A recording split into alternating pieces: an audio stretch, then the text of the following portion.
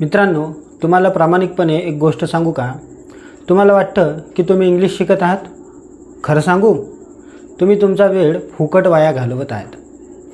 हो, हे कडू सत्य आहे. जर तुम्हाला इंग्लिश समजतं पण प्रत्यक्ष बोलण्याची वेळ आली की तुमची जीभ अडखडते, तर तुमच्या त्या समजण्याचा काहीच फायदा नाही. असं तुमच्यासोबतही होतं का? जर तुमचं उत्तर हो असेल तर आजचा हा व्हिडिओ तुमचा वेळ वाचवणारा आहे. कारण आज मी तुम्हाला फक्त इंग्लिश शिकवणार नाही, तर तुमच्याकडून ते बोलवून घेणार आहे. तर आज आपण असे 100 सेंटेन्स पाहणार आहोत जे तुम्ही आजपासूनच रोजच्या आयुष्यात वापरू शकता. चला तर मग वेळ वाया न घालवता खऱ्या अर्थाने बोलायला सुरुवात करूया. सर्वात पहिले आपण बघूया बेसिक सेंटेन्स. बघा, तुम्ही माझ्या मागून पण म्हणू शकता किंवा नंतर तुम्ही म्हटलं तरी चालते. जसं आपण म्हणतो बघा, मी आनंदी आहे. मग कसं म्हणायचं? I am happy. आपण म्हणतो तू माझा मित्र आहेस, तर मग कसं म्हणायचं? You are my friend. तो मुलगा आहे, ही इज अ बॉय. ती मुलगी आहे, शी इज अ गर्ल. तो किंवा ते कुत्रा आहे, तर कसं म्हणायचं मग? It is a dog. लक्षात ठेवा, इट हे वस्तू किंवा प्राण्यासाठी लागते आणि लहान मुलासाठी, जे ओळखू येत नाही त्यांना, म्हणजे पाळण्यातले मुलं. नंतर आपण म्हणतो आम्ही तयार आहोत, तर काय म्हणायचं मग? We R ready. मी इंग्रजी शिकत आहे ना, शिकत आहे ना, मग इंग्रजीत कसं म्हणायचं? I am learning English. हे पुस्तक आहे, तर म्हणायचं धिस इज अ बुक. ते पेन तुझं आहे, तर मग कसं म्हणायचं? That is your pen. तर असे काय करायचे आपल्याला? बिलकुल बेसिक सेंटेन्स आहे जे आपल्याला रोज बोलायचे आहे. नंतर आपण बघूया डेली ॲक्शन, म्हणजे रोजची क्रिया आपली. डेली ॲक्शन म्हणजे रोजची क्रिया. जसं आपण म्हणतो ना, मला चहा आवडतो, मग कसं म्हणायचं? I like tea. तो क्रिकेट खेळतो, ही प्लेज क्रिकेट. मी शाळेत जातो, मग कसं म्हणायचं? I go to school. आम्ही जेवतो, मग कसं म्हणायचं? We eat food. नंतर जसं आपण म्हणतो ना, ते टी व्ही पाहतात, तर मग हेच इंग्लिशमध्ये म्हणायचं दे वॉच टी व्ही. मी पुस्तक वाचतो, आय रीड अ बुक. ती पत्र लिहिते, शी राईट्स अ लेटर. तो पटकन धावतो, तर मग कसं म्हणायचं? He runs fast. मी पाणी पितो, मग कसं म्हणायचं? I drink water. तर हे आहे आपल्या रोजच्या क्रियेचे वाक्य. तर हे वाक्य म्हणजे सेंटेन्स तुम्हाला रोज बोलायचे आहे. अशानं तुमची इंग्लिश अजून इम्प्रूव्ह होणार. आता आपण असे वाक्य बघूया जसं की कमांड म्हणजे ऑर्डर. तर अशा वेळी कोणत्या सेंटेन्सचा उपयोग करायचा? जसं आपण म्हणतो दरवाजा उघड म्हणतो ना, किंवा आपल्याला कोणी म्हणते, तर काय म्हणायचं मग? Open the door. खिडकी बंद कर, मग काय म्हणायचं? Close the window. खाली बस, सिट डाऊन. उभा राहा, स्टँड अप. आहे की नाही? इकडे ये, आपण म्हणतो ना इकडे, तर काय म्हणायचं मग? Come here. तिकडे जा, मग काय म्हणायचं? Go there. माझं ऐक, हेच इंग्रजीमध्ये म्हणायचं लिसन टू मी. हे बघ, लुक ॲट धिस. इथे थांबा किंवा इथे थांब, तर मग कसं म्हणायचं? Wait here. हळू बोल, स्पीक स्लोली. तर अशा प्रकारे आपल्याला छोटे छोटे वाक्य बोलायचे आहे. आता आपण असे वाक्य बघूया जे आपली रोजची फिलिंग सांगते, म्हणजे डेलीची फिलिंग, आपल्या रोजच्या भावना. जसं आपण म्हणतो ना, मी थकलो आहे, मग कसं म्हणायचं? I am tired. ती व्यस्त आहे, तर म्हणायचं शी इज बिझी. तो भुकेला आहे, तर कसं म्हणायचं? He is hungry. मला तहान लागली आहे, आय एम थिर्स्टी.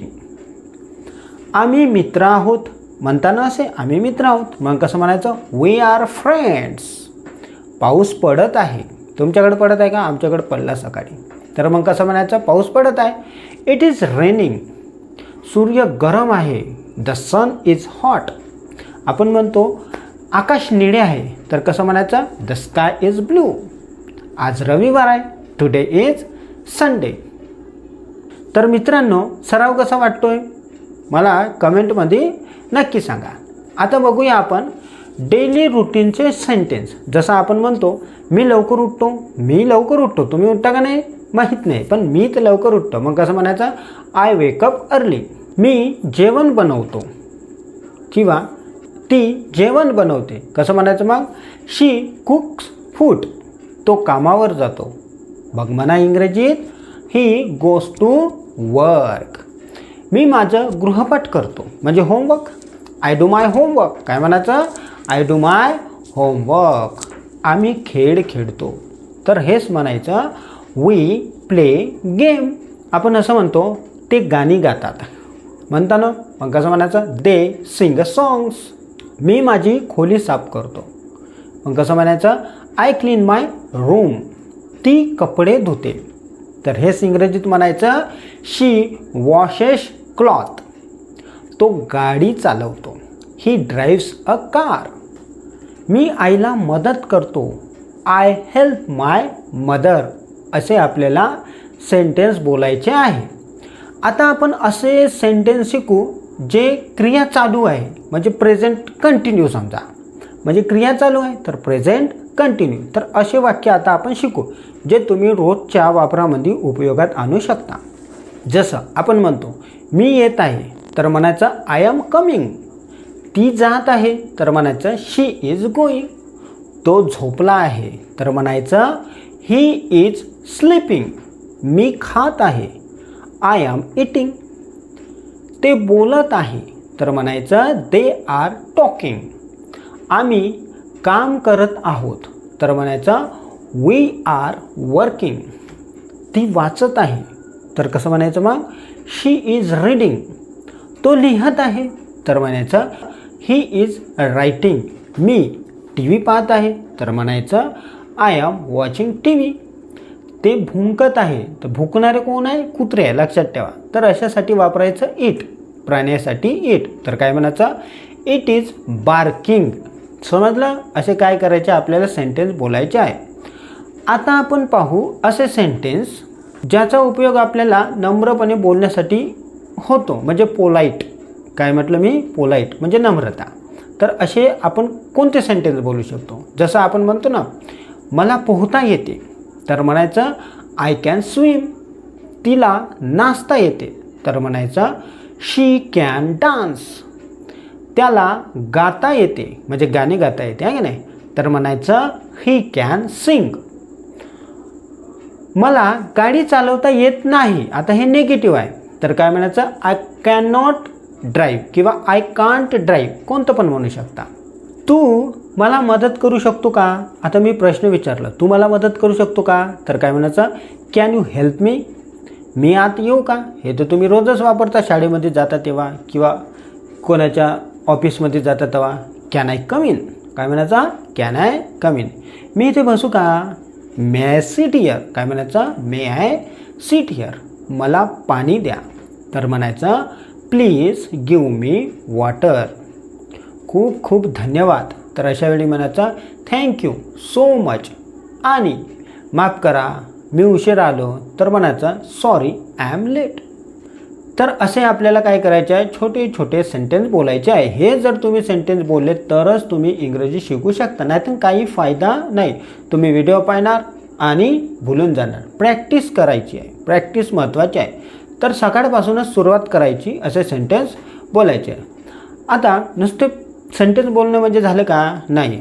तर आपल्याला दुसऱ्याबरोबर पण बोलायचं आहे. तर अशा वेळी आपल्याला कन्व्हर्सेशनचा उपयोग करावा लागतो. तर आता आपण बघूया कन्व्हर्सेशनसाठी असं सेंटेन्स जे आपल्याला दुसऱ्याबरोबर बोलताना कामी येते. जसं आपण म्हणतो तुझे नाव काय आहे तर म्हणायचं व्हॉट इज युअर नेम. हे तर माहीत आहे सगळ्याला आहे का नाही. मग जसं मी म्हणतो माझं नाव गजानन आहे तर मी काय म्हणणार माय नेम इज गजानन. तुम्ही तुमचं नाव टाकायचं बरोबर. मग समोरच्याला आपण विचारतो तू कसा आहे तर म्हणायचं हाऊ आर यू. आणि मग आपण म्हणतो मी ठीक आहे तर आय एम फाईन. आणि मी चांगला आहे छान आहे तर आय एम गुड म्हणायचं. काय म्हणायचं? I am good. नंतर आपण विचारतो तू कुठं राहतोस? Where do you live. काय म्हणायचं? Where do you live. आणि तुम्ही कुठं राहता हे मला कमेंट बॉक्समध्ये नक्की सांगा. म्हणजे मला पण माहीत होणार की कोण कोण कुठून कुठून माझा व्हिडिओ पाहतात ते. जसं आपण म्हणू शकतो का मी नागपूरला राहतो तर काय म्हणायचं मग आय लिव्ह इन नागपूर. मग आपण विचारतो तू काय करत आहेस तर म्हणायचं व्हॉट आर यू डुईंग. मग आपण म्हणतो ना मी अभ्यास करत आहे, तर म्हणायचं आय एम स्टडींग. तुम्ही जे करत आहे त्याचं नाव इथं टाकायचं. अजून आपण म्हणतो का तो कोण आहे, तर म्हणायचं हू इज ही. मग आपण म्हणतो तो माझा भाऊ आहे, तर ही इज माय ब्रदर. असे काय करायचं आपल्याला, छोटे छोटे असे सोपी सेंटेन्स घेऊन कन्व्हर्सेशन करायचं आहे. म्हणजे दुसऱ्याबरोबर बोलायची प्रॅक्टिस केली तर आपल्या तोंडातून ॲटोमॅटिकच इंग्रजी येणार. आणि हे असं जर तुम्ही 1 महिना जरी केलं तर तुम्हाला ग्रामरसुद्धा शिकायची गरज नाही, ॲटोमॅटिक तुम्ही बोलायला लागणार. फक्त 1 महिना करा असे. हे जे मी सेंटेन्स देत आहे ना, या सेंटेन्सचा तुम्ही 1 महिना प्रयोग करा, मग पहा तुम्हाला ग्रामरसुद्धा शिकायची गरज नाही, ॲटोमॅटिकच तुम्ही इंग्रजी बोलायला लागणार. आता असेच आपण काही शब्द नाही काही सेंटेन्स शिकूया. जसं आपण म्हणतो हे सोपे आहे, तर म्हणायचं दिस इज इझी. आणि ते कठीण आहे, तर म्हणायचं दॅट इज डिफिकल्ट. मला हे समजलं, तर म्हणायचं आय अंडरस्टँड धिस. आणि तुम्हालाही समजत असेल तर तुम्ही कमेंट बॉक्समध्ये लिहा आय अंडरस्टँड धिस. मला समजत नाही, तर म्हणायचं आय डोंट अंडरस्टँड. आणि समजत नसेल तर हे पण लिहा आय डोंट अंडरस्टँड. पुन्हा सांगा असं म्हणतो ना आपण, पुन्हा सांगा, तर म्हणायचं प्लीज रिपीट. स्पष्ट बोला, स्पीक क्लिअरली. ते लिहून घ्या, तर म्हणायचं राईट इट डाऊन. आणि हे मी हमेशा म्हणत असतो राईट इट डाऊन. आणि तुम्ही पण हे जे मी सेंटेन्स सांगत आहे ना, हे तुम्ही लिहून घ्या, म्हणजे तुम्हाला प्रॅक्टिस करायला अजून चांगलं होणार. हे वाचा, तर म्हणायचं रीड धिस. आणि मग लिहिल्यावर तुम्ही हे वाचायचं, म्हणजे तुमची अजून प्रॅक्टिस होणार.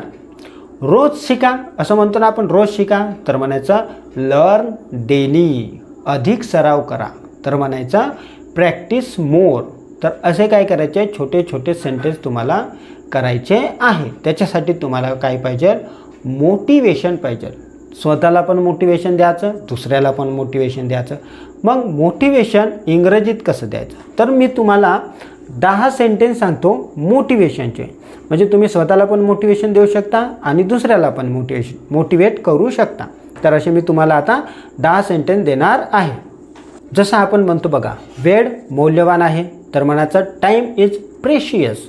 मेहनत करा, तर म्हणायचं वर्क हार्ड. अजून म्हणतो आपण कधीही हार मानू नका. कधीही हार मानू नका, तर म्हणायचं नेवर गिव्ह अप. आनंदी राहा, तर म्हणायचं बी हॅपी. सुरक्षित राहा, स्टे सेफ. मग आपण म्हणतो शिकत राहा, तर म्हणायचं कीप लर्निंग. स्वतःवर विश्वास ठेवा, तर म्हणायचं बिलीव्ह इट युअर सेल्फ. अजून आपण म्हणतो ना पुन्हा प्रयत्न करा, तर म्हणायचं ट्राय अगेन. तुमचे सर्वोत्तम द्या, तर म्हणायचं डू युअर बेस्ट.